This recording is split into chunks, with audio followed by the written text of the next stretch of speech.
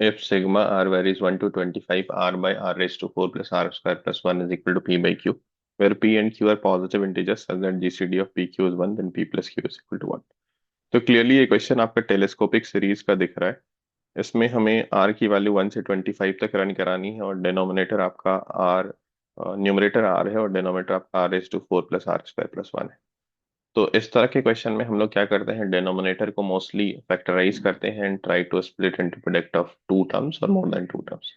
तो यहाँ पे आप देख सकते हैं कि r raise to 4 plus R square है, तो अगर मैं इसको 2r स्क्वायर कर दूं तो ये कंप्लीटिंग स्क्वायर में चला जाएगा। तो अगर मैंने 2r स्क्वायर किया है तो to compensate that I have to subtract also R square. Idea इसका ये है कि आपका जो पहला टर्म है इस ब्रैकेट के अंदर, ये आपका कंप्लीट स्क्वायर में चला जाएगा, आर स्क्वायर प्लस 1 का होल स्क्वायर। तो आप इसको लिख रहे होंगे सिग्मा आर वेरीज 1 टू 25, ये तो एज इट इज रहेगा, न्यूमरेटर भी एज इट इज रहेगा। डिनोमिनेटर में आपका पहला टर्म हो गया आर स्क्वायर प्लस 1 का होल स्क्वायर, और दूसरा टर्म जो आर स्क्वायर है उसको आप लिख रहे होंगे आर का होल स्क्वायर, आर का होल स्क्वायर ऐसे करके। फिर आप A square minus B square, A इसको स्प्लिट करेंगे तो आप जो चाहते थे कि denominator product of two terms हो जाए वो आपका हो जाएगा। तो अभी आप क्या लिख रहे होंगे, आर वेरीज 1 टू 25, डिनोमिनेटर में आपका दो टर्म क्या है, एक है आपका R square plus 1 plus R A plus B, और दूसरा है R square plus 1 minus R A minus B. तो मोस्टली क्या होता है कि इन्हीं दोनों का जो डिफरेंस होता है वो न्यूमरेटर में होता है। मे बी आपको कुछ कांस्टेंट से मल्टीप्लाई या डिवाइड करना पड़े, जैसे आप इन दोनों को सब्ट्रैक्ट कर रहे होंगे तो आपको क्या मिलेगा, आपको मिलेगा 2r, बट एक्चुअली वो r था। तो आपने यहाँ पे अगर 2r लिख दिया है तो आपको हाफ बाहर रखना पड़ेगा, because r can not be equal to 2r। तो ये जो 2r है दैट डिवाइड बाई 2 आपको r मिल जाएगा। तो that is why we have kept half outside, so that we can write this r is equal to half into 2r। ये difference आपका 2r है। अब इसको आप दो पार्ट में स्प्लिट कर लीजिए, it's like a minus b divide by a b हो, 1 by r square minus r plus 1 minus 1 by r square plus r plus 1। तो अब ये प्रॉपरली टेलीस्कोपिक सीरीज में आ चुका है। आप देख सकते हैं कि इसमें पहला पार्ट जो है वो आपका क्या है, 1 by r into r minus 1 plus 1 है, और दूसरा पार्ट जो है वो आपका 1 by r, r plus 1 plus 1। तो अगर आप इस वाले टर्म को टी आर बोल रहे होंगे तो ये टी r प्लस 1 हो जाएगा। जैसे ही आप r की जगह पे r+1 रिप्लेस करेंगे आपको एग्जैक्टली यही टर्म मिलता हुआ दिखेगा।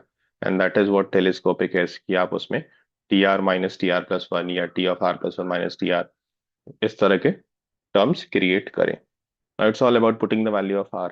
तो r की वैल्यू जैसे ही आप रखेंगे 1 तो आपको मिलेगा t1 माइनस t2, फिर आप रखेंगे 2 तो आपको मिलेगा t2 माइनस t3।